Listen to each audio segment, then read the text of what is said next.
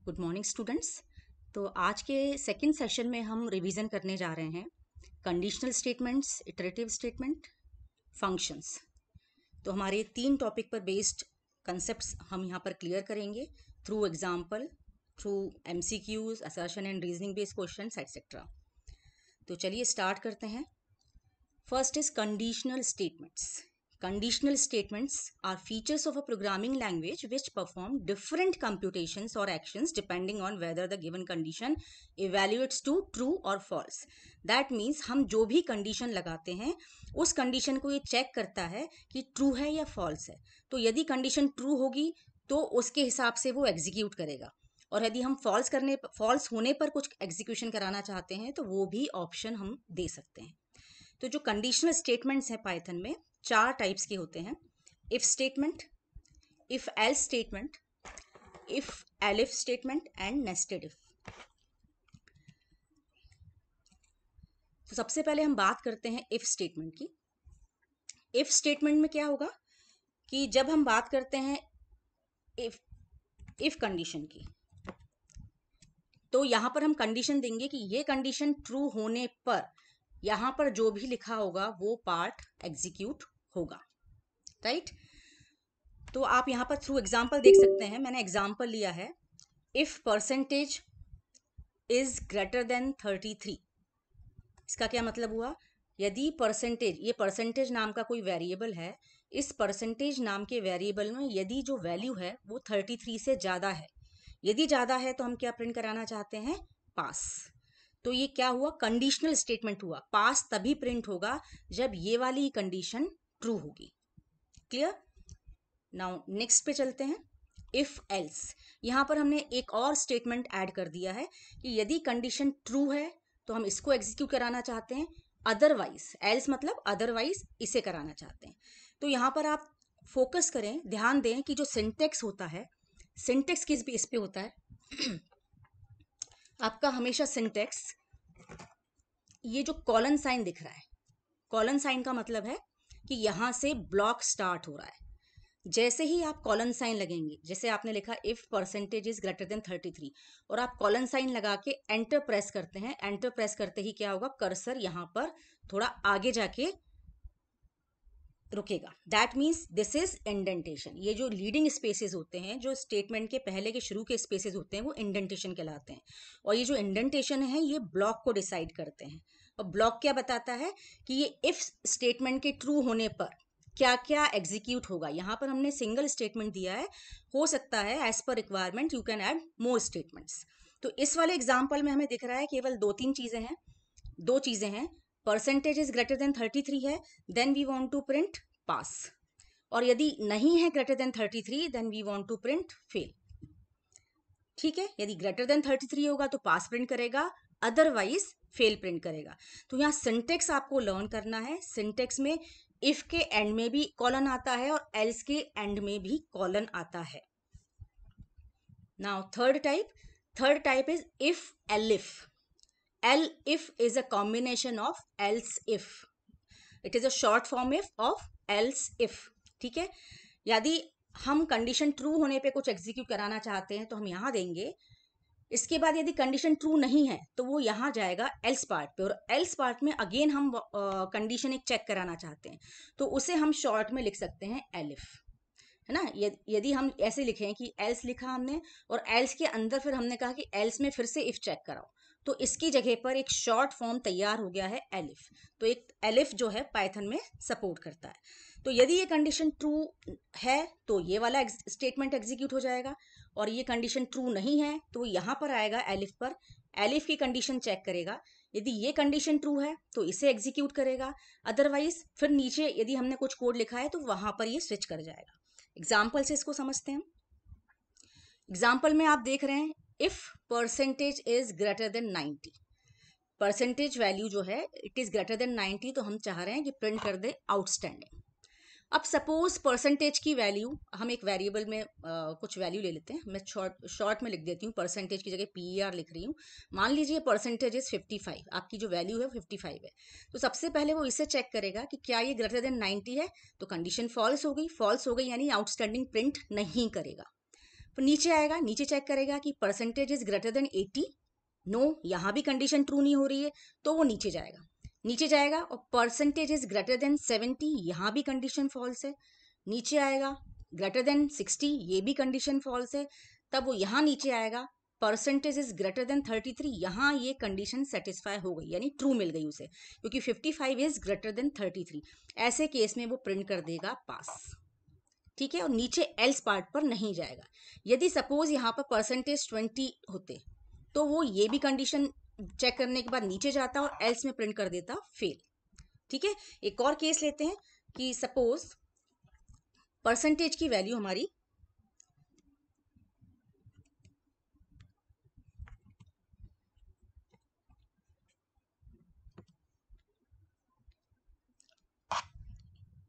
एक और केस लेते हैं, सपोज परसेंटेज की वैल्यू 75 है, परसेंटेज 75 है। ऐसे केस में ये कंडीशन फॉल्स हो जाएगी, ये भी कंडीशन फॉल्स हो जाएगी, बट ये वाली कंडीशन ट्रू हो जाएगी। तो जिस मोमेंट पे कंडीशन ट्रू मिलती है वो वाला स्टेटमेंट एग्जीक्यूट करने के बाद ये इफ कंडीशन से बाहर आ जाएगा, मतलब यहाँ पर टर्मिनेट हो जाएगा। अब वो नीचे वाला पार्ट एग्जीक्यूट नहीं करेगा, चेक नहीं करेगा, यहाँ एलिफ पर टर्मिनेट हो जाएगा। तो ये चीज आपको ध्यान रखनी है। Now another conditional statement is nested if else. यहाँ आपको ध्यान रखना है कि जहां भी नेस्टेड वर्ड यूज होता है, nested means one with in another, यानी कोई भी चीज एक के अंदर एक हो रही है तो उसको हम नेस्टेड बोलते हैं। यहां पर हम बात कर रहे हैं नेस्टेड इफ एल्स की, दैट मीन्स इफ एल्स के अंदर इफ एल्स है, राइट। सो आप यहाँ देख सकते हैं कि यदि ये कंडीशन है ट्रू होने पर यहाँ कुछ स्टेटमेंट्स हो सकते हैं और अंदर एक और इफ कंडीशन हो सकती है, यानी इस इफ कंडीशन के ट्रू होने पर ये वाला पार्ट एग्जीक्यूट होगा जिसमें अगेन इफ दिया हुआ है। इस इफ एल्स भी हो सकता है, और यदि ये कंडीशन फॉल्स होती है तो ये यहाँ जाएगा इसके एल्स पर, और इसके एल्स में अगेन हमने इफ एल्स कंडीशन दे रखी है। तो क्या हो रहा है, इफ के अंदर इफ एल्स है, एक इफ एल्स के अंदर दूसरा इफ एल्स। तो इसका हम एग्जाम्पल से समझते हैं। आप देख सकते हैं यहाँ हमने एग्जाम्पल में क्या लिया है। एग्जाम्पल में दो वेरिएबल है, colour and item, right, colour and item. अब कलर और आइटम से क्या हो रहा है, कलर इज रेड, वो यहाँ चेक कर रहा है कि यदि कलर रेड है तो, यदि कलर रेड है तो फिर ये अंदर जाएगा ये वाले ब्लॉक में और चेक करेगा कि आइटम वेरिएबल में क्या स्टोर है। यदि आइटम वेरिएबल में फ्रूट है then it will print it is an apple. लेकिन कलर रेड होने पर जब अंदर गया इसने देखा कि आइटम में फ्रूट नहीं है, तो ये एल्स पार्ट पे जाके प्रिंट करेगा इट मे बी टोमेटो और रोज। यानी कलर रेड होने पे ये कंडीशन चेक कर रहा है और इस कंडीशन में भी एल्स पार्ट है, तो इस कंडीशन में भी ट्रू होने पर आइटम फ्रूट होने पर ये प्रिंट करेगा एप्पल और एल्स प्रिंट करेगा टोमेटो और रोज। सेकेंड चीज क्या आती है, सेकेंड कंडीशन आती है कि if this condition is false, हो सकता है कलर रेड हो ही ना, कलर कुछ और डाला हो, तो फिर वो चेक करने जाएगा इस एल्स पार्ट पे जाएगा। एल्स पार्ट पे अगेन हमने चेक कराया है कि क्या कलर येलो है, if it is yellow then हमने प्रिंट कर दिया कि इट इज बनाना, ठीक है। अब यदि बनाना है एल्स, यहाँ पर कॉलन साइन लगाना भूल गए, यहाँ पर आएगा कॉलन साइन, ठीक है। एल्स, एल्स में आ जाएगा इट मे बी कॉर्न और मैरीगोल्ड। तो कंसेप्ट यहां पर यह समझना है कि एक इफ के अंदर दूसरा इफ एल्स है, ठीक है।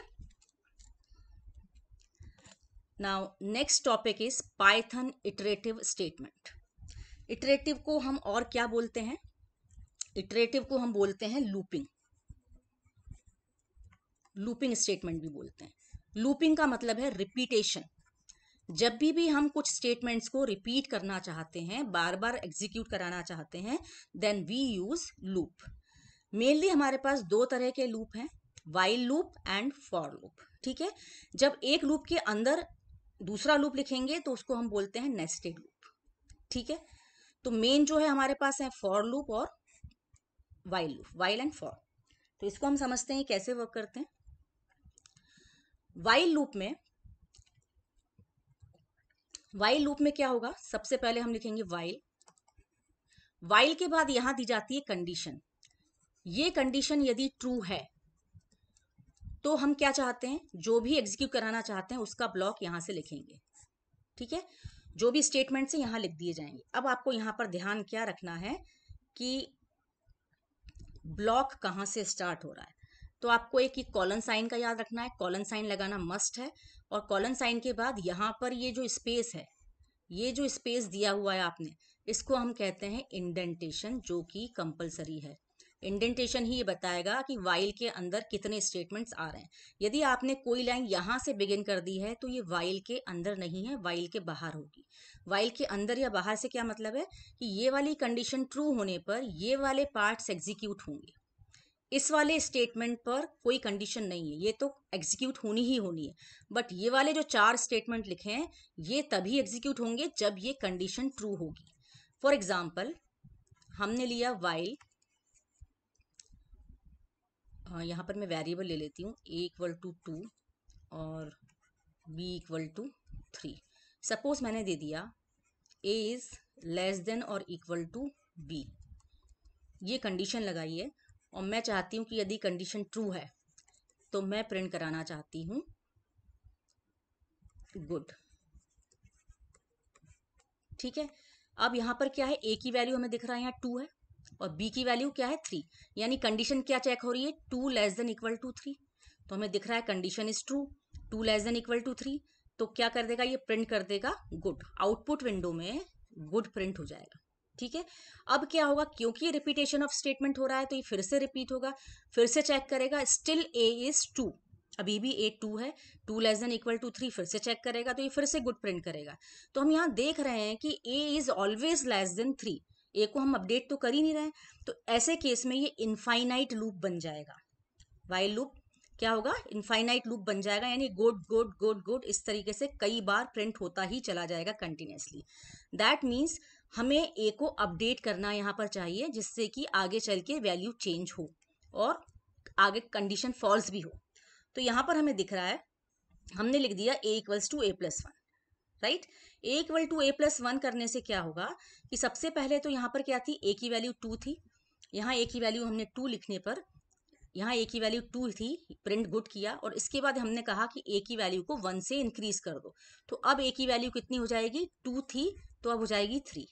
ठीक है, अब ये वापस ऊपर जब लूप जाएगा तो लूप ऊपर जाने पर चेक करेगा 3 इज लेस देन और इक्वल टू 3, तो लेस देन तो नहीं है बट इक्वल टू 3 है, इसलिए कंडीशन फॉल्स हो जाएगी। Again it will print good, है ना, 2 बार गुड प्रिंट हो जाएगा।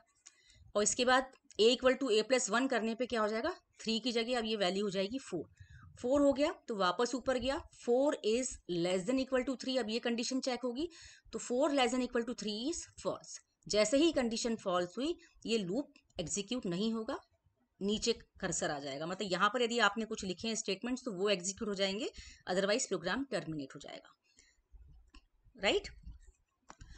तो आई होप ये समझ में आ गया होगा। वाइल लूप में एक खासियत क्या है कि यदि आपने मान लीजिए लिखा, कोई भी लूप है, आप कंडीशन लगा रहे हैं, सपोज यहाँ लिखा आपने, यहाँ मैंने उल्टी कंडीशन लगाई होती, b is less than equal to a। ठीक है, b हमारा क्या है 3 और 2, a क्या है 2, तो 3 is less than 2 condition false है, तो हम यहाँ पर कुछ भी कराएं ये एग्जीक्यूट नहीं होगा, because condition is initially false. पहली बार में ही कंडीशन ये चेक करेगा तो उसको फॉल्स मिलेगी और फॉल्स मिलने पर ये एग्जीक्यूशन नहीं करता है।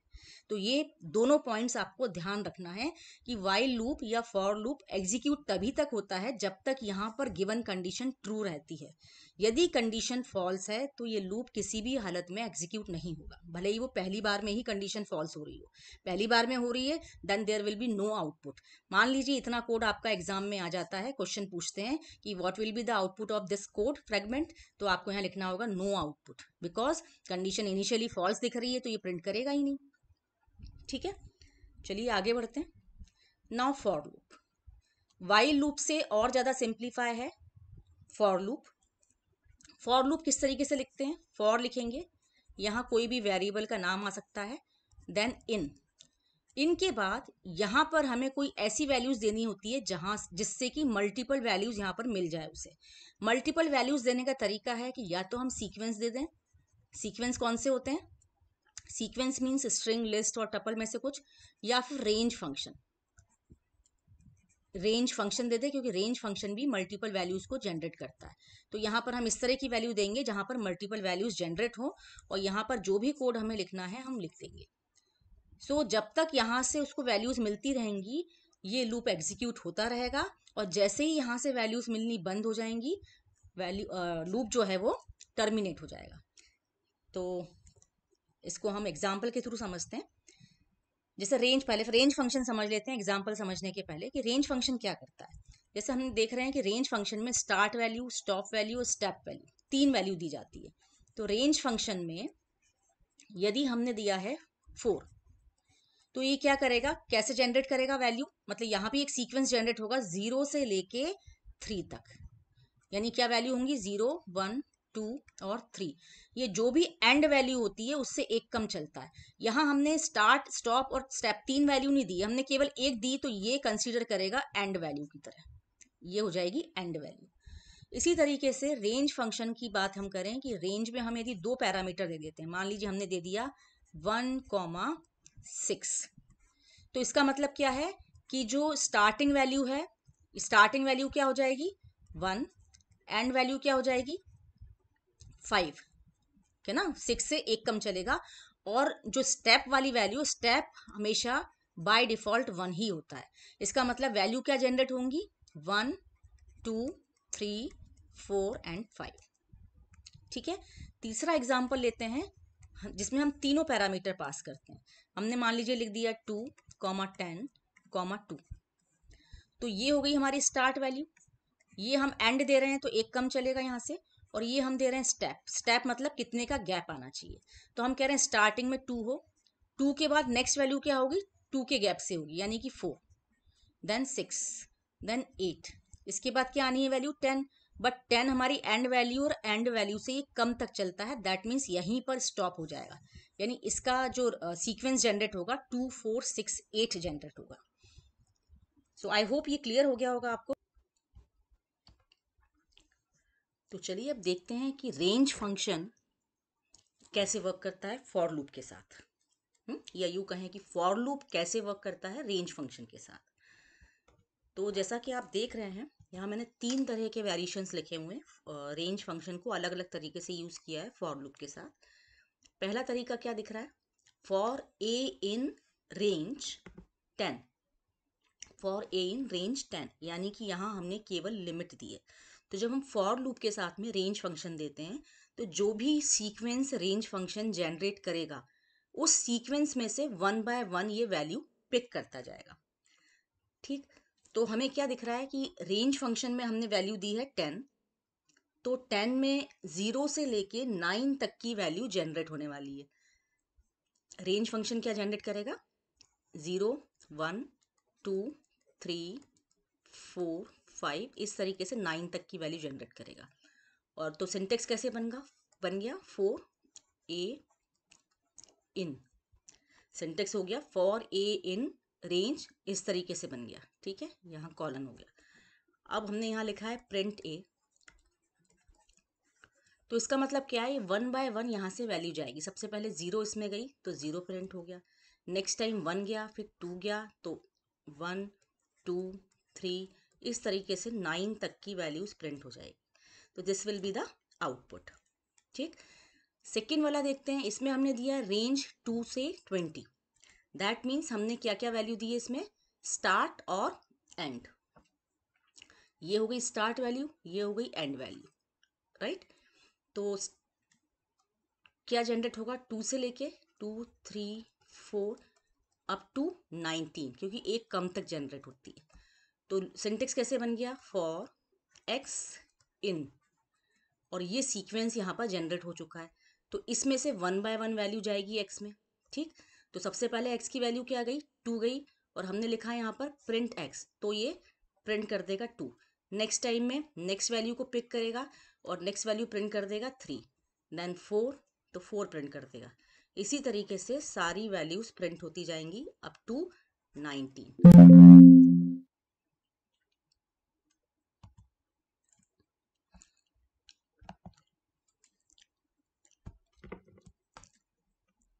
इसी तरीके से सारी वैल्यूज जनरेट होती जाएंगी up to 19।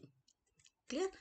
Now third example देखते हैं। इसमें हमने 3 पैरामीटर्स दिए, तो हमें नोटिस करना होगा कि जब हम एक पैरामीटर देते हैं, जैसे कि हमने पहले एग्जांपल में दिया था, एक पैरामीटर का मतलब है कि केवल एंड वैल्यू, 2 पैरामीटर का मतलब है स्टार्ट और एंड, और यहां पर हमने 3 पैरामीटर दिए, यानी स्टार्ट हो गया, एंड हो गया और स्टेप हो गया। स्टेप मतलब कितने का गैप होगा, राइट। तो वैल्यू किस तरह से जनरेट होगी, यहां पर हमें ये देखना है। वैल्यू जनरेट होगी 2 के बाद यहां पर हमने गैप दिया है 3 का। इन दोनों एग्जाम्पल्स में हमने गैप नहीं दिया था, तो इसने 1 1 का गैप लिया। हम देख सकते हैं 1 2 3, ये इस तरह से सीक्वेंस में जनरेट हो रहा है 1 1 के गैप से। यहां पर हमने गैप दिया 3 का, तो वैल्यू जनरेट होगी 3 के गैप से, यानी 2 के बाद क्या होगा, 3 का गैप यानी 5, देन 8, देन 13, ऐसे कब तक चलेगी, 19 तक। तो 13 के बाद वैल्यू कौन सी जनरेट हो सकती है, 17 हो सकती है। 17 के बाद 20 होगी, जो कि 20 को ये कवर नहीं करेगा क्योंकि लास्ट वैल्यू से एक कम चलता है। तो हमारा आउटपुट जो होगा 2 5 8 13, सॉरी 16 आएगा, 16 देन 19। ठीक है। और इन्हीं वैल्यू में से फिर ये सिंटेक्स बन जाएगा x इन रेंज, मतलब ये वाला सीक्वेंस निकल आया। तो अब आउटपुट क्या आएगा, हमने इसको प्रिंट कराया x को, तो आउटपुट इस तरीके से आएगा 2 5 8 13 16 एंड 19। चलिए अब नेक्स्ट एग्जांपल देखते हैं। नेक्स्ट एग्जांपल्स में हमने फॉर लूप के साथ में सीक्वेंसेस को यूज किया है। हमारे सीक्वेंसेस कौन से होते हैं, लिस्ट, टपल एंड स्ट्रिंग। इस वाले केस में हम देख रहे हैं कि हमने स्क्वायर ब्रैकेट यूज किया है। स्क्वायर ब्रैकेट का मतलब क्या है, दिस इज अ लिस्ट। ठीक है। जैसा हम वहां पर रेंज यूज कर रहे थे, यहां हमने क्या लिखा, हमारा सिंटेक्स ऐसा बना, फॉर ए इन, और जो एल है, एल इज अ लिस्ट, तो जो लिस्ट हमने ये ली है, ये लिस्ट यहाँ पर आ जाएगी 2 4 6 8, इस तरीके से 14 तक की वैल्यूज यहाँ पर होंगी। और इसमें हमने क्या किया, प्रिंट ही किया। इसमें भी फिलहाल प्रिंट ही कर रहे हैं केवल। तो 1 बाय 1 वैल्यू ए में आएगी, तो इस तरीके से वैल्यू प्रिंट होती जाएगी 2 4 6 8 10 12 और 14, ये इसका आउटपुट होगा। नेक्स्ट एग्जाम्पल देखते हैं। यहां पर कौन से ब्रैकेट्स यूज किए हैं, पैरेंथेसिस। पैरेंथेसिस का मतलब क्या होता है, ये है टपल। टपल के केस में भी सिमिलर एग्जाम्पल है। हमने यहाँ पर टपल्स की जो सीक्वेंस है उसको दे दिया, तो ये x में 1 बाय 1 टपल्स की वैल्यू आ जाएगी, और जो आउटपुट है वो आ जाएगा a e i o u। Now string के साथ में देखते हैं। यदि स्ट्रिंग स्ट्रिंग देते हैं तो यहाँ भी 1 बाय 1 एक एक लेटर इसमें आता जाएगा x में, और प्रिंट कैसे होगा, G W A L I O R। तो यहाँ कहने का मतलब ये है कि जो भी सीक्वेंस आप देते हैं, फॉर लूप ऑटोमेटिकली उस सीक्वेंस में से 1 बाय 1 एक एक एलिमेंट पिक करता जाता है। तो ये एग्जाम्पल से क्लियर हो गया होगा आपको। नाउ हम फॉर लूप को डिक्शनरी के साथ यूज करेंगे, तो क्या होगा, यहां हम देख सकते हैं कि dictionary is a set of की एंड वैल्यू पेयर ना। की और वैल्यू, ये की होती है और ये वैल्यू होता है। तो की कौन सी हो गई, यहाँ पर 1 2 3, ये सारी कीज हैं, राइट। कीज के बाद कॉलन लगा के हम वैल्यू देते हैं। तो यहाँ पर जो इंडेक्स होता था, इंडेक्स की जगह पे हमारी की वैल्यूज है। और हमने यहाँ लिखा कि for D in days. Days क्या है, हमारी पूरी डिक्शनरी है। तो प्रीवियस एग्जांपल्स में आपने देखा कि सीक्वेंस में से 1 बाय 1 एक एक वैल्यू पिक हुई थी, मगर यहाँ पर क्या है, 2 वैल्यूज का कॉम्बिनेशन है एक वैल्यू के लिए, एक एलिमेंट में 2 चीजों का कॉम्बिनेशन है। तो बाय डिफॉल्ट यहाँ से कीज को पिक करेगा ये आप ध्यान देंगे कि बाय डिफॉल्ट कीज पिक होती हैं। ठीक है। तो इसका मतलब क्या है कि सिंटेक्स बनेगा हमारा फॉर डी इन, और यहां मिलेगी इसको 1 2 3 4 5 6 एंड 7 वैल्यू। तो डी में इस तरह से ये कीज जाएंगी और प्रिंट कराएंगे, तो आउटपुट आएगा 1 2 3 4 up to. Now next example देखते हैं। नेक्स्ट एग्जांपल में आप देख रहे हैं सेम चीज लिखी हुई है, फॉर डी इन डेज, यहाँ भी लिखा है फॉर डी इन डेज, यानी यहाँ भी वो कीज को पिक करेगा। लेकिन हमने जो प्रिंट लिखा है, प्रिंट में यहाँ चेंजेस दिख रहे हैं। यहाँ प्रिंट केवल डी कराया था, यहाँ हमने लिखा है डेज डी। यानी स्टेटमेंट कैसे बन जाएगा, यहाँ वैल्यू क्या पिक हो रही थी, पहले हो रही थी 1, देन 2, देन 3, देन 4। तो इसका मतलब है वैल्यू क्या पिक होकर आएगी, डेज 1। डेज 1 की वैल्यू क्या आने वाली है, मंडे। अगली बार में डेज 2 होगा, डेज 2 की आएगी ट्यूसडे। तो जब हम इसको प्रिंट कराएंगे तो फाइनल आउटपुट क्या आने वाला है, मंडे, ट्यूसडे। यानी जितनी भी वैल्यूज दी हुई हैं वो 1 बाय 1 नेक्स्ट लाइन में प्रिंट हो जाएंगी। ठीक है। इसी तरीके से यदि वैल्यूज हमें प्रिंट करानी है तो हम डेज डॉट, हमने ये देखा था कि जब हम इस तरीके से लिखते हैं तो यहाँ पर कीज प्रिंट होती है, बाय डिफॉल्ट वो कीज लेता है। हम चाहते हैं वो वैल्यूज ले, तो हम यहाँ पर वैल्यूज फंक्शन का यूज भी कर सकते हैं। जब हम यहाँ वैल्यूज फंक्शन का यूज करेंगे तो ऑटोमेटिकली सिंटेक्स बन जाएगा फॉर ए इन, और यहाँ सीक्वेंस जो मिलेगा वो होगा वैल्यूज का सीक्वेंस, यानी मंडे, ट्यूसडे, वेनसडे, ये जो जितनी भी वैल्यूज हैं उसका जनरेट होगा। और प्रिंट ए कराने पर ए में क्या पिक होने वाला है, मंडे, ट्यूसडे। मंडे सबसे पहले पिक होगा तो मंडे प्रिंट हो जाएगा, फिर ट्यूसडे होगा तो ट्यूसडे प्रिंट हो जाएगा। इसी तरीके से सारी वैल्यूज प्रिंट हो जाएंगी। Now let's solve the questions based on these topics we have discussed so far. तो देखते हैं, सबसे पहला हमारा क्वेश्चन है, rewrite the following code in Python after removing all syntax errors. मतलब यहाँ पर हमें एरर फाइंड आउट करना है और करेक्ट कोड बताना है। तो सबसे पहले हमें दिख रहा है, लिखा हुआ है 30 इक्वल टू 2। हमें पता है कि जब हम कोई वैल्यू असाइन करते हैं किसी वेरिएबल में तो इस तरीके से लिखते हैं, लेकिन यहाँ पर क्या है, उल्टा लिखा हुआ है। तो यहाँ पर एरर है, हम अंडरलाइन करेंगे और राइट साइड में आप करेक्ट कोड लिखेंगे कि होना चाहिए क्या, 2 इक्वल टू 30। नाउ इस स्टेटमेंट को देखते हैं, फॉर के इन रेंज 0 से लेके 2, 2 की वैल्यू क्या है 30, तो 0 से लेके 2 तक चलेगा। लेकिन यहाँ पर एक एरर है, यहाँ कॉलन साइन आना चाहिए। तो आप यहाँ पर एरर मेंशन करेंगे और इस लाइन को दोबारा लिख के लास्ट में कॉलन लगा देंगे। फिर यहाँ आपको दिख रहा है कि इफ कैसा लिखा है, कैपिटल में लिखा है। Python is a case sensitive language. Case sensitive का मतलब है कि स्मॉल केस और कैपिटल केस को अलग अलग कंसिडर करता है, और जितने भी सिंटेक्सेस, कीवर्ड जितने भी हैं पाइथन में वो सब स्मॉल केस में लिखे जाते हैं। तो यहाँ हमें लिखना होगा इफ। बाकी स्टेटमेंट सही है, नहीं ये भी सही नहीं है, के जो है वो स्मॉल केस में लिखा है जबकि यहाँ कैपिटल लिया गया है, तो यहाँ भी हमें, ये भी एरर है। तो एरर हमें यहाँ से यहाँ तक बतानी पड़ेगी। और k% 4 इक्वल टू 0। अब ये करेक्ट हो गया। नाउ यहाँ देख सकते हैं प्रिंट k × 4, ये स्टेटमेंट करेक्ट है, नो चेंज। यहाँ देख सकते हैं कि यहाँ भी एल्स में कैपिटल ई लिखा है, तो इस वाली लाइन में भी एरर आ गई, इसको भी आप अंडरलाइन कर देंगे, एल्स कॉलन, ये करेक्ट कोड हो गया। देन नीचे लिखा है प्रिंट ब्रैकेट में k+3, ये करेक्ट है। तो ये आपकी एरर्स फाइंड आउट हो गई। ठीक, एक फर्स्ट एरर ये हो गई, सेकंड एरर ये हो गई, third and fourth. Now next question देखते हैं। अगेन एरर फाइंड आउट करनी है हमें। ये वाली एरर तो सिमिलर है प्रीवियस एग्जांपल की तरह। होना क्या चाहिए था यहाँ पर, नंबर इक्वल टू 250। ठीक है, इसमें देख रहे हैं यहाँ भी कैपिटल में लिखा हुआ है वाइल, जबकि वाइल कैसा होना चाहिए, स्मॉल में। ठीक है, while number is less than 1000 as it is लिख के बता देंगे आप।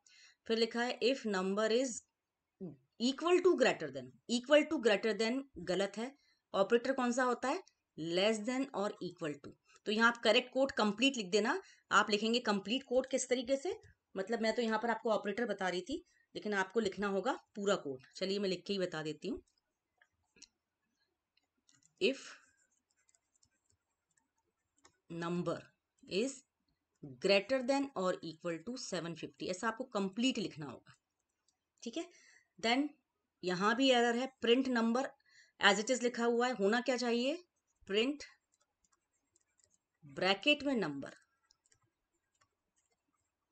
जब भी आपको ब्लॉक वाले क्वेश्चंस मिले, मतलब जहां पर इफ स्टेटमेंट यूज हो रहा हो, वाइल यूज हो रहा, आपको दो चीजें जरूर नोटिस करनी है, कॉलन साइन लगा है या नहीं, और इंडेंटेशन प्रॉपर है या नहीं। इंडेंटेशन मतलब इफ के अंदर जो स्टेटमेंट है वो थोड़े आगे से लिखे गए हैं कि नहीं, वाइल के अंदर के स्टेटमेंट आगे से लिखे गए हैं कि नहीं। तो यहाँ इंडेंटेशन की कोई एरर नहीं है, कई बार इंडेंटेशन एरर भी दी जाती है। Now next statement is number equal to number plus 100, ये करेक्ट स्टेटमेंट है, कोई एरर नहीं है। यहाँ अगेन हमें एक एरर मिल गई, एल्स। एल्स में क्या होना चाहिए, एल्स कॉलन, कॉलन कंपलसरी है। अगेन यहाँ पर सिमिलर एरर है कि यहाँ ब्रैकेट नहीं लगा है। आप क्या करेंगे, जब फाइनल एग्जाम में लिखेंगे इसको दोबारा लिख देंगे लाइन ब्रैकेट लगा के। And number equal to number plus 50, this one is correct statement. तो ये हमारी एरर्स हो गई। हमेशा आपको याद रखना है कि आप दो सेक्शन बनाएंगे, यहाँ पर ओरिजिनल कोड मतलब जैसा कोड दिया है क्वेश्चन पेपर में उसको लिख के यहाँ पर अंडरलाइन करते जाएंगे और यहाँ पर उसका करेक्ट कोड लिखते जाएंगे। Now rewrite the following code in Python after removing all syntax errors. यहाँ भी एरर दी हुई है। अब यहाँ हम देख सकते हैं फॉर लूप यूज हुआ है, फॉर नेम इन, और यहाँ लिस्ट ऑफ स्ट्रिंग यूज की है। अब जब स्ट्रिंग यूज करते हैं तो हमेशा इन्वर्टेड कॉमास में होनी चाहिए, तो यहाँ पर इन्वर्टेड कॉमा होना चाहिए था, राइट। तो पहली गलती ये हो गई, और साथ में कॉलन भी होना चाहिए था लास्ट में। इसके बाद हम चेक कर रहे हैं name zero equal to s. जब हम कंडीशन चेक कर रहे हैं तो कंडीशन चेक करने के लिए हमेशा इस सिंगल इक्वल टू की जगह पे होना चाहिए डबल इक्वल्स टू, क्योंकि जब सिंगल इक्वल टू होता है वो असाइनमेंट के लिए होता है, डबल इक्वल टू कंपैरिजन के लिए होता है। तो आप क्या करेंगे, पूरा लिखेंगे इफ, यहाँ पर इफ में भी आई स्मॉल होना चाहिए, तो आप लिख देंगे, कंप्लीट स्टेटमेंट लिख देती हूँ मैं, आप लिखेंगे if name zero equal to equal to s colon, then print का पी भी स्मॉल आएगा, प्रिंट नेम, राइट। तो चलिए नेक्स्ट सिंपल देखते हैं, नेक्स्ट एग्जांपल क्या है। Assertion and reasoning based question है यहाँ पर। Assertion and reasoning based questions को फिर मैं समझा देती हूँ कि इसमें क्या होता है। आपको दो चीजें दी जाती हैं। असर्शंस का मतलब है कि आपको यहाँ स्टेटमेंट दिया जाता है कोई एक, और उस स्टेटमेंट के साथ में एक रीजन दिया जाता है। हमें क्या देखना होता है कि क्या ये असर्शन सही है, मतलब जो स्टेटमेंट दिया है वो सही है, क्या रीजन सही है। यदि ये रीजन भी सही है और असर्शन सही है तो क्या ये रीजन ए के लिए सही है, मतलब ये जो ए है स्टेटमेंट इससे रिलेटेड आर है, तो वो भी हमें देखना पड़ता है। इसी तरह के चार ऑप्शंस आपको दिए होते हैं क्वेश्चन में, और उसके हिसाब से आपको क्वेश्चन का सही ऑप्शन चूज करना होता है। तो जैसे हम देख सकते हैं यहाँ पर कि स्टेटमेंट है if one of the conditions is true then the corresponding indented block executes and the if statement terminates in elif statement। यहाँ पर हमें समझ में आ रहा है कौन से स्टेटमेंट्स की बात हो रही है। जो if elif हम यूज करते हैं, हमने if लिखा, कंडीशन लिखी, देन हम यहाँ स्टेटमेंट लिखते हैं, देन हम लिखते हैं elif, यहाँ लिखेंगे कंडीशन, देन कॉलन, देन यहाँ स्टेटमेंट्स लिखते हैं, फिर elif आएगा, फिर यहाँ कंडीशन होती है।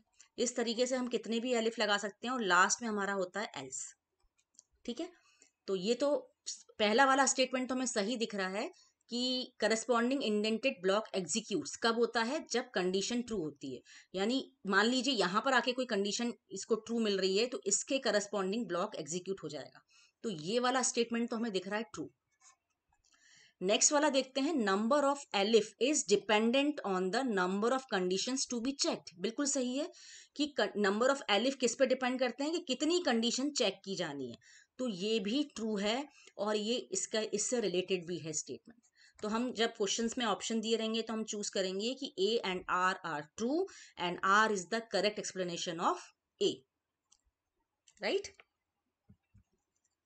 नाउ लीडिंग वाइट स्पेसेस में क्या आते हैं, spaces and tabs at the beginning of a statement is called indentation. ये बोल रहे हैं कि जब हम स्टेटमेंट लिखते हैं तो जो स्टार्टिंग में स्पेस होते हैं उसे हम इंडेंटेशन कहते हैं।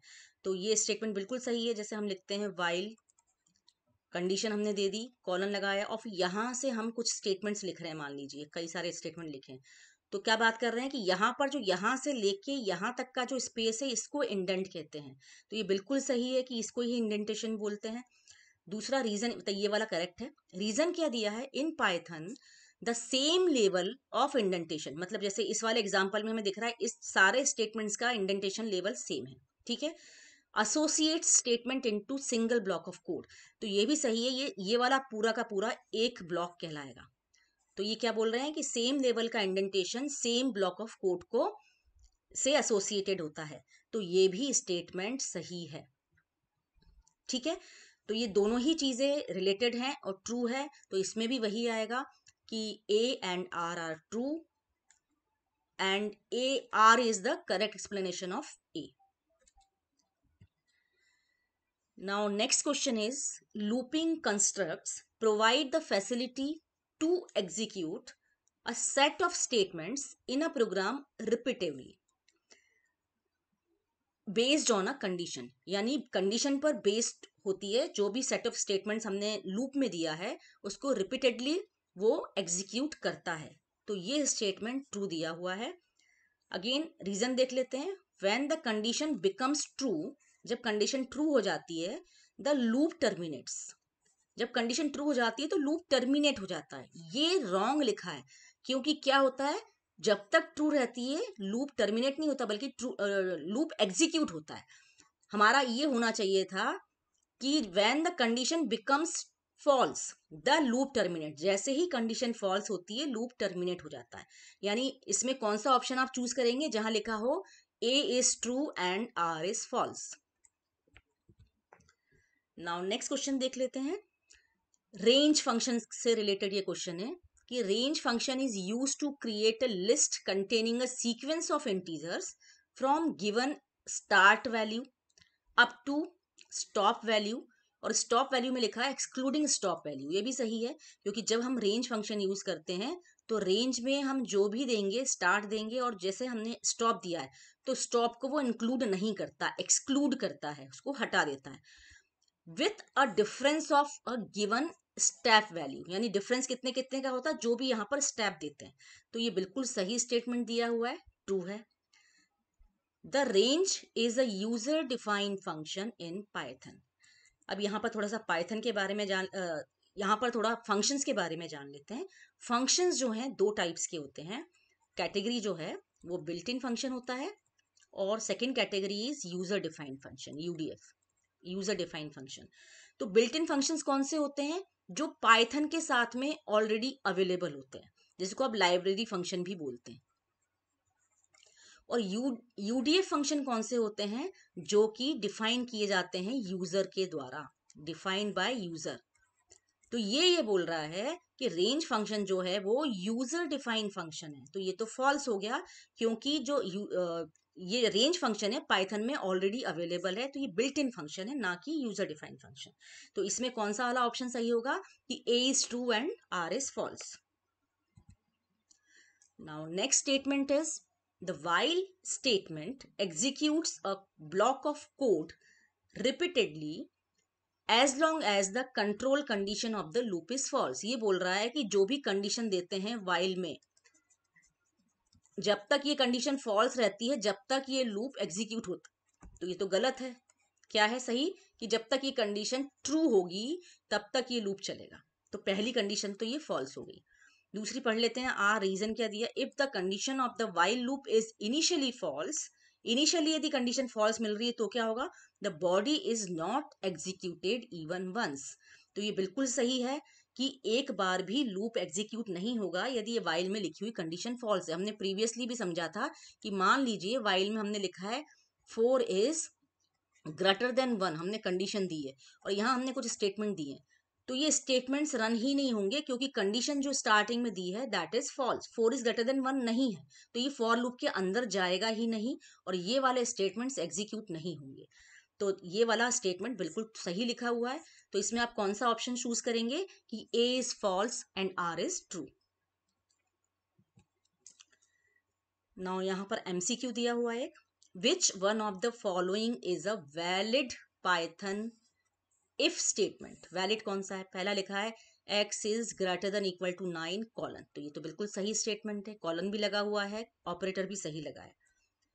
If x greater than equal to 9 bracket, bracket close किया है लेकिन यहाँ पर ओपन नहीं किया और यहाँ पर कॉलन भी नहीं लगा, दैट मीन्स ये वैलिड नहीं है।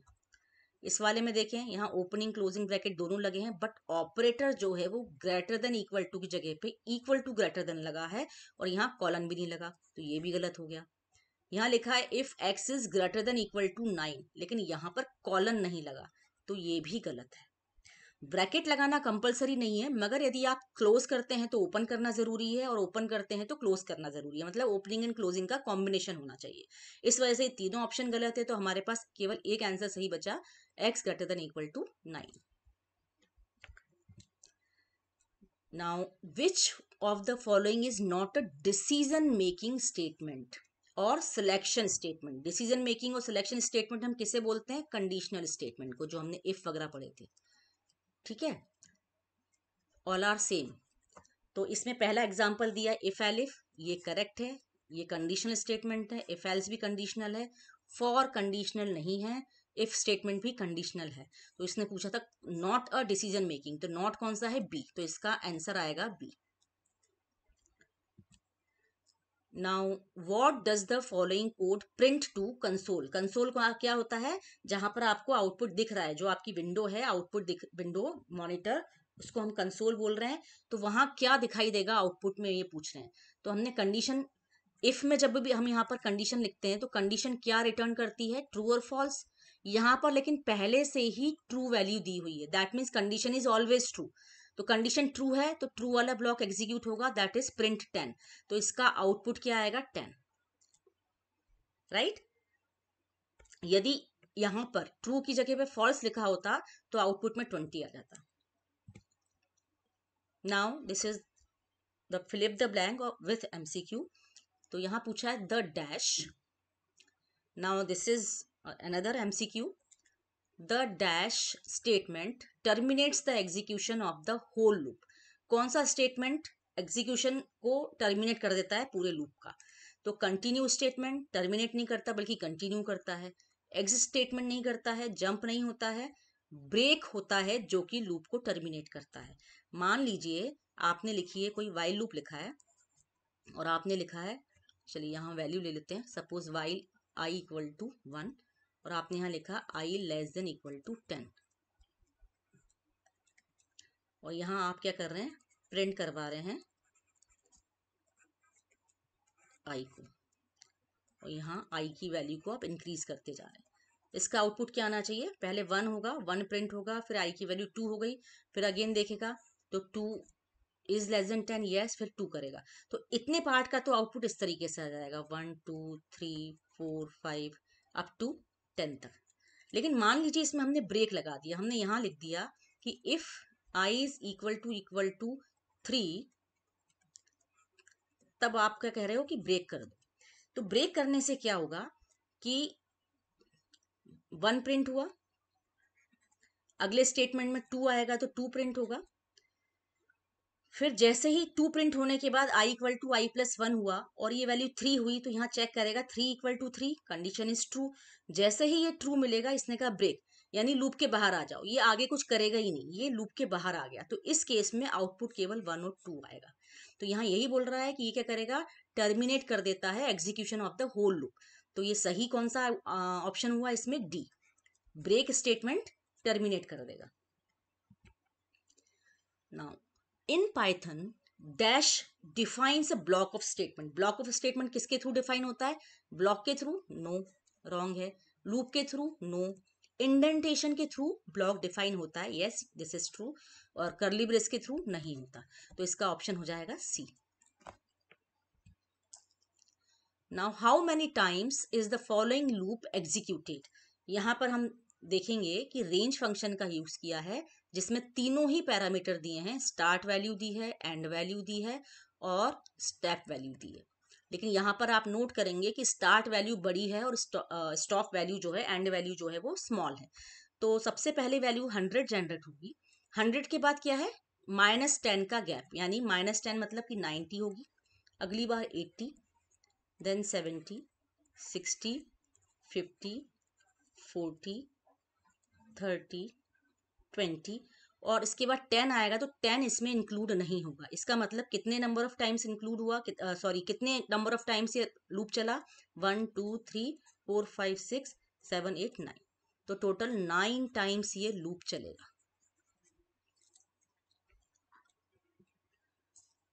Now x equal to 7 given है और y इक्वल टू 8 गिवन है। अब यहाँ स्टेटमेंट में इफ लगाया हुआ है और चेक क्या हो रहा है, यहाँ फिर से लिख लेती हूँ, x लेस देन 7 है ना, x मतलब क्या है 7, तो आप यहाँ पर लिख लेते हैं 7 लेस देन 7, फिर स्टेटमेंट है और फिर यहाँ लिखा x less than equal to 10, x क्या है यहाँ पर 7, तो हम लिखेंगे 7 लेस देन इक्वल टू 10, 10 लिखा हुआ है एंड, एंड में क्या लिखा है y ग्रेटर देन 8, तो y क्या है 8, तो 8 ग्रेटर देन 8, ये हमारा स्टेटमेंट बन रहा है इफ में। ठीक है, ये वाली जो लाइन है इस तरह से स्टेटमेंट को एग्जीक्यूट करेगी। अब यहाँ पर हमें दो ऑपरेटर दिख रहे हैं, मतलब तीन तो रिलेशनल है, greater than sorry less than equal to और ग्रेटर देन, और यहाँ पर लॉजिकल ऑपरेटर दो हैं और एंड। ठीक है, तो सबसे पहले तो रिलेशनल ऑपरेटर एग्जीक्यूट होंगे, तो 7 लेस देन 7 इज फॉल्स और 7 लेस देन इक्वल टू 10, 7 छोटा है या बराबर है 10 के, यस ट्रू हो गया, फिर एंड आएगा, then 8 greater than 8 is false, ये कंडीशन फॉल्स हो गई। तो अब हमारे पास दो ऑपरेशंस और बचे हैं, और के और एंड के, तो और एंड में सबसे पहले हम एंड को एग्जीक्यूट कराते हैं, एंड का प्रेसिडेंस हायर होता है, तो यहाँ पर ट्रू एंड फॉल्स, ये स्टेटमेंट बन गया ट्रू एंड फॉल्स।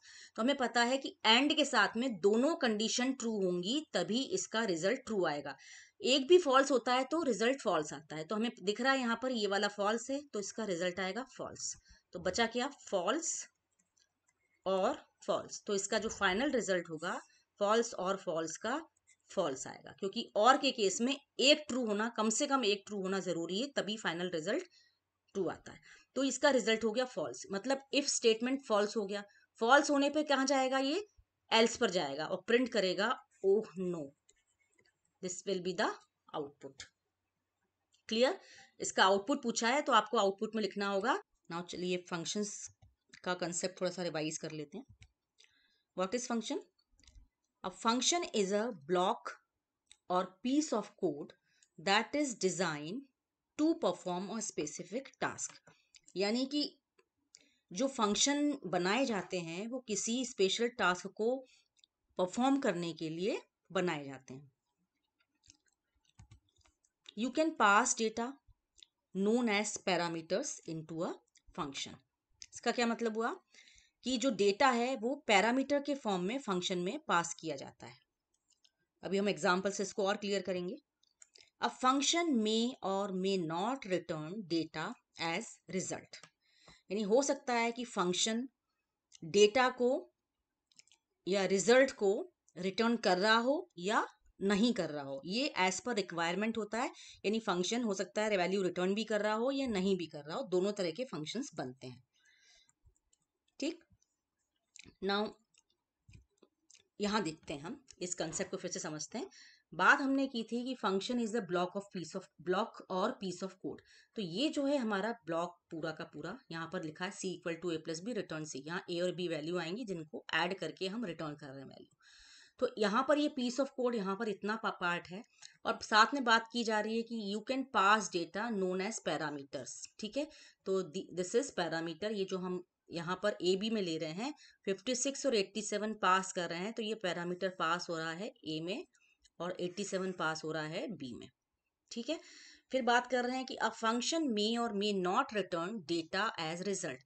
इस वाले फंक्शन में, इस वाले एग्जाम्पल में डेटा रिटर्न हो रहा है, मतलब जो भी हम कैलकुलेशन करेंगे, रिजल्ट कैलकुलेट करेंगे, उसे रिटर्न किया जा रहा है, तो जो रिटर्न स्टेटमेंट होता है वहां जहां पर फंक्शन कॉल किया वहां पर रिटर्न वैल्यू के तौर पे आता है, जिसे हम किसी दूसरे वेरिएबल में स्टोर करा सकते हैं, तो जो भी ये रिटर्न करेगा वो RES नाम के वेरिएबल में स्टोर हो जाएगा।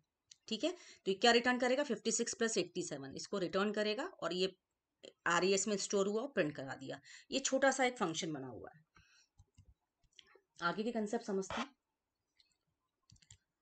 वाइल कॉलिंग फंक्शन, जब हम फंक्शन कॉल करते हैं तब फंक्शन आर्ग्यूमेंट्स किस किस तरीके से पास किए जा सकते हैं। तो ये हमने एग्जाम्पल लिया है, जो प्रीवियस स्लाइड में हमने इसको समझा था वही सेम एग्जाम्पल है। जो फंक्शन के आर्ग्यूमेंट्स हैं वो पोजिशनल हो सकते हैं, कीवर्ड हो सकते हैं, कीवर्ड आर्ग्यूमेंट्स, डिफॉल्ट आर्ग्यूमेंट्स और आर्बिट्ररी आर्ग्यूमेंट्स, यानी 4 तरह के फंक्शन आर्ग्यूमेंट्स हो सकते हैं। यहाँ पर आप देखेंगे कि जब हमने फंक्शन को कॉल किया था तो हमने लिखा था add1, यानी फंक्शन का नाम लिखा था और यहाँ पर कोई भी 2 वैल्यू पास की थी। मे बी हम x में कुछ वैल्यू ले रहे हैं 4, y में कोई वैल्यू ले रहे हैं 6 सपोज, और यहाँ हम x और y को पास कर रहे हैं। तो हमें पता है कि जो x है यानी जो पहली वाली वैल्यू है वो पहली वाले वेरिएबल में जाएगी, यानी 1 to 1 यहाँ पर कॉपी होता है, जिसको बोलते हैं पोजिशनल, यानी जिस पोजीशन पे पैरामीटर है उसी पोजीशन के अकॉर्डिंग वैल्यूज पास हो रही हैं। तो this is an example of positional parameter, जिस ऑर्डर में है उसी ऑर्डर में हम वैल्यू पास करेंगे। ठीक है, नेक्स्ट बोला गया है कीवर्ड। कीवर्ड का मतलब क्या है कि जब हम फंक्शन कॉल कर रहे हैं तो हम जो ये वेरिएबल का नाम है उसके नाम के साथ में दे। मान लीजिए हम b की वैल्यू देना चाहते हैं तो हम इस तरीके से लिखें b equal to 24, a equal to 6। तो ये एग्जाम्पल हो गया कीवर्ड आर्ग्यूमेंट का।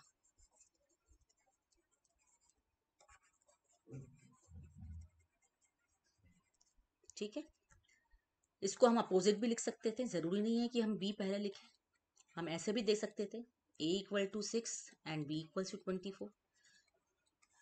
ठीक है, दोनों ही क्या है, एग्जाम्पल ऑफ कीवर्ड आर्ग्यूमेंट्स। कहने का मीनिंग ये है कि जो भी हमने यहाँ पर नाम दिए हैं उन नाम से हम वैल्यूज को पास करें कि इस वाले पैरामीटर में ये वाली वैल्यू पास होगी। तो this is an example of keyword argument. ठीक है, now third is default argument और चौथा है आर्बिट्ररी। तो this is not in your syllabus, तो हम इसको डिस्कस नहीं करेंगे। डिफॉल्ट को हम डिस्कस कर लेते हैं। तो डिफॉल्ट को समझने के लिए हमें फंक्शन में ये जो फंक्शन डेफिनेशन है इसमें मॉडिफिकेशन करना होगा। यहाँ पर हमें डिफॉल्ट वैल्यू देनी होती है। जैसे हमने लिखा डिफॉल्ट डिफाइन, हमने लिखा डेफ एड 1। जब फंक्शन डिफाइन करते हैं तो डेफ लिखना होता है, और यहाँ हमने लिखा a और सपोज b इक्वल टू 4 लिखा। तो यहाँ पर सिमिलर कोड लिख रहे हैं, चलिए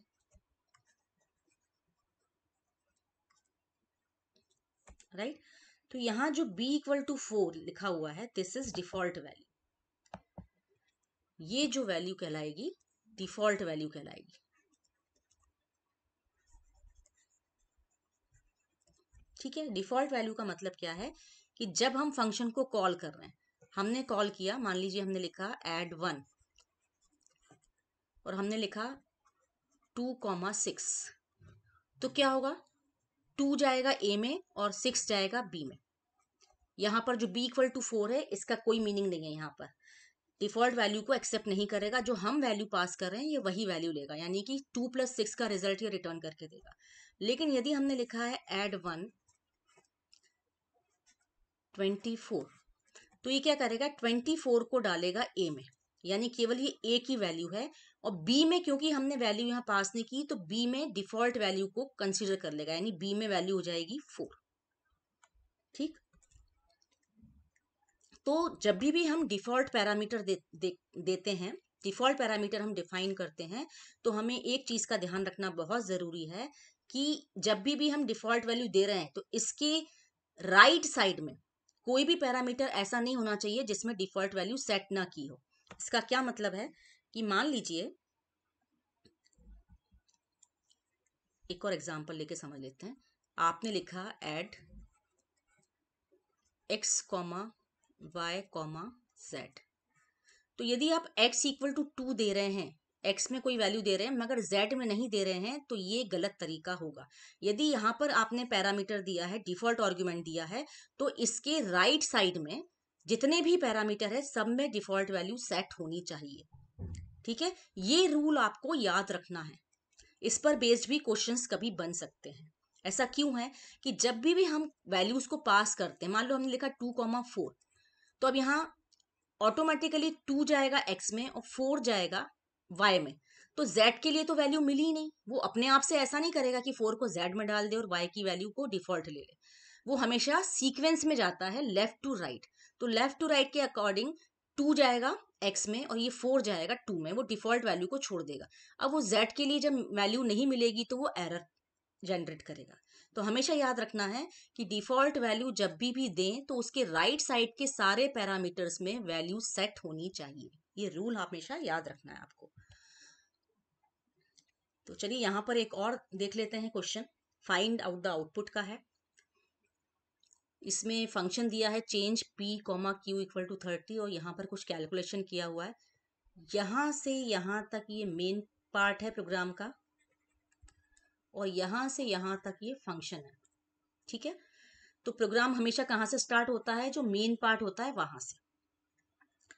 तो मेन पार्ट के हिसाब से r की वैल्यू हो गई 150, यहाँ लिख लेते हैं r इक्वल टू 150 पहले सेट कर दिया, s की वैल्यू को सेट कर दिया 100। अब इसमें लिखा है r equal to change r comma s। तो यहाँ पर जब चेंज फंक्शन कॉल हो रहा है तो चेंज फंक्शन में r और s क्या पास हो रहा है, r हो रहा है 150 पास हो रहा है और ये हो रहा है 100। ठीक है, अब पास हुआ मतलब यहाँ फंक्शन पे गया, फंक्शन पे क्या गया, p में वैल्यू आ गई 150 और q की वैल्यू कौन सी हो गई 100। यहाँ हमने मॉडिफाई किया p equals to p plus q, मतलब 150 प्लस 100 यानी कि 250 और q इक्वल्स टू किया p माइनस क्यू, p अब मॉडिफाई हो चुका है 250 तो 250 माइनस क्यू 150। ठीक है, और यहाँ लिखा है प्रिंट कर दो। तो प्रिंट क्या किया उसने, पहले p की वैल्यू यानी कि 250, देन प्रिंट किया है हैश सिंबल, देन प्रिंट किया है q, q क्या है हमारा 150। तो ये आउटपुट में आ गया 250 हैश 150।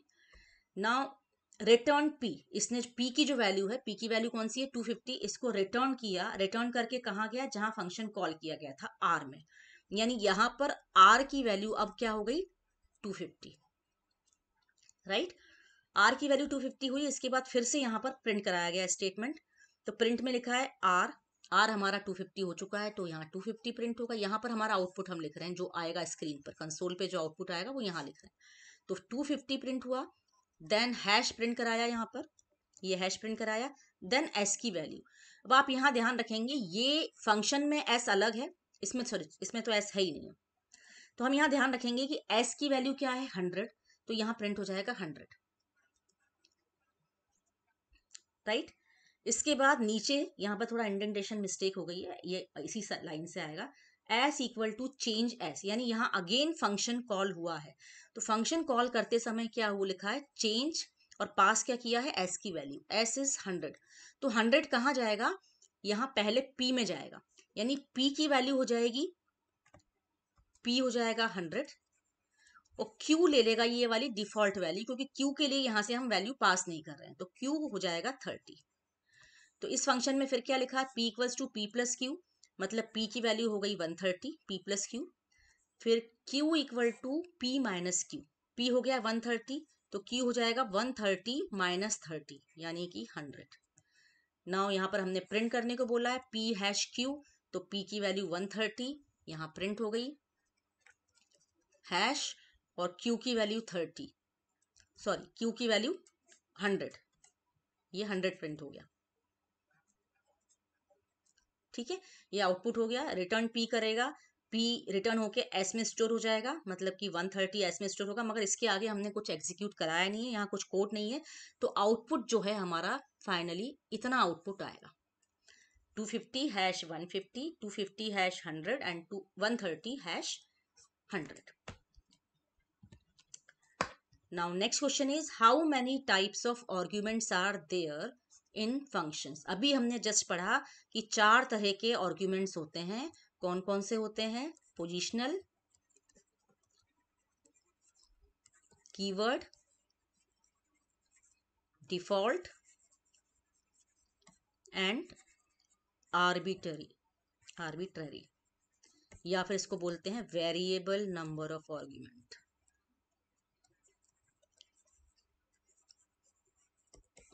ठीक है, 4 तरह के होते हैं, तो इसका आंसर है C. Now question is to find out error.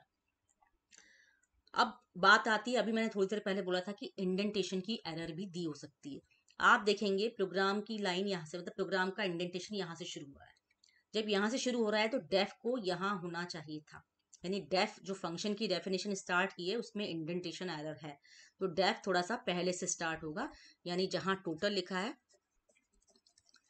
उसी के सीधाई में डेफ सम arg1 कॉमा arg2 लिखा जाएगा, देन कॉलन।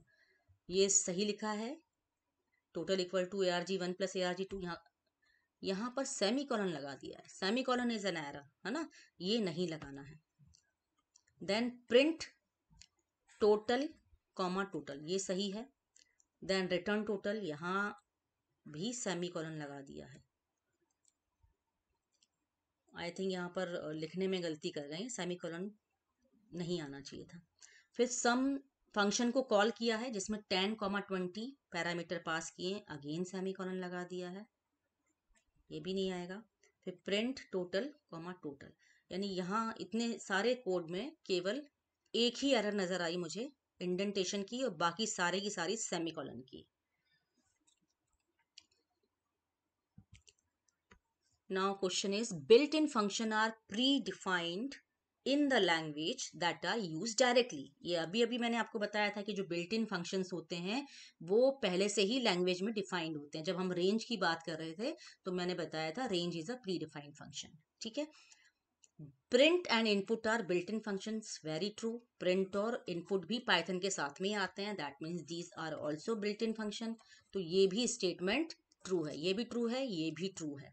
तो हम कह सकते हैं कि बोथ स्टेटमेंट्स आर ट्रू, हम डायरेक्टली यूज कर सकते हैं, ठीक है। नाउ अ फंक्शन स्टेटमेंट क्या दिया है, a function is a block of organised and, दो टर्म लिखा है, ऑर्गेनाइज्ड होना चाहिए, और रीयूजेबल कोड है that is use to perform a single related action. किसी एक रिलेटेड एक्शन को परफॉर्म करने के लिए ऑर्गेनाइज और रीयूजेबल कोड, मतलब कि उस कोड को हम बार बार यूज कर सकते हैं। जैसे अभी हमने एड वन नाम का फंक्शन बनाया था, उसको हम बार बार कॉल कर पा रहे थे, तो दैट इज कॉल्ड रीयूजेबिलिटी, तो ये ट्रू है। दूसरा स्टेटमेंट लिखा है, function provides better modularity for your application and high degree of code reusability, तो ये भी ट्रू है। ये बोल रहा है कि मॉड्यूलरिटी यूज इम्प्लीमेंट करता है और रीयूजेबिलिटी बनाता है, बढ़ाता है, तो ये बिल्कुल सही है। रीयूजेबिलिटी तो हमें पता ही है। मॉड्यूलरिटी का मतलब होता है कि एक प्रोग्राम को छोटे छोटे मॉड्यूल्स में, छोटे छोटे पार्ट्स में हम कोड बना लेते हैं, यानी हो सकता है कि एक प्रोग्राम का ही ये सब पार्ट हो, लेकिन हमने छोटे छोटे फंक्शंस के फॉर्म में इसको बना लें, तो दीज आर कॉल्ड मॉड्यूल्स, जिनको हम जरूरत पड़ने पे रीयूज कर सकते हैं। तो क्या हो गया, बोथ आर ट्रू, और ये जो है R is the correct explanation of A, ये ऑप्शन आप चूज करेंगे कि A and R true and R is the correct explanation of A. Now multiple choice question में दिया हुआ है, for a function header as follows, ये आपका फंक्शन हेडर दिया हुआ है। इसके लिए बोल रहे हैं विच of the following function calls will give an error, कौन सा फंक्शन कॉल एरर देगा। देखिए यहाँ पर डिफॉल्ट पैरामीटर दिया है, y इक्वल टू 20 दिया है और x नॉर्मल दिया हुआ है, तो 15 25 दो वैल्यू पास हुई है, इसमें कोई प्रॉब्लम नहीं है। 15 चला जाएगा x में और 25 चला जाएगा y में, और ये एग्जीक्यूट हो जाएगा जो भी इसमें कोड होगा, बिल्कुल सही है। Calc x equal to 15 y equal to 25, ये भी सही है। यहाँ पर कीवर्ड पैरामीटर, कीवर्ड आर्गुमेंट्स का यूज किया है। यहाँ देखते हैं यहाँ क्या लिखा है इन्होंने, y इक्वल टू 25, यहाँ पर होगी प्रॉब्लम। क्या प्रॉब्लम होगी कि आप y की वैल्यू प्रोवाइड कर रहे हैं कीवर्ड आर्गुमेंट के थ्रू, लेकिन x में तो फिर कुछ मिला ही नहीं, तो वो एरर जनरेट करेगा क्योंकि x को आपने वैल्यू पास नहीं की। तो ये वाला जो स्टेटमेंट है ये एरर जनरेट करेगा, तो सी इसका ऑप्शन होगा।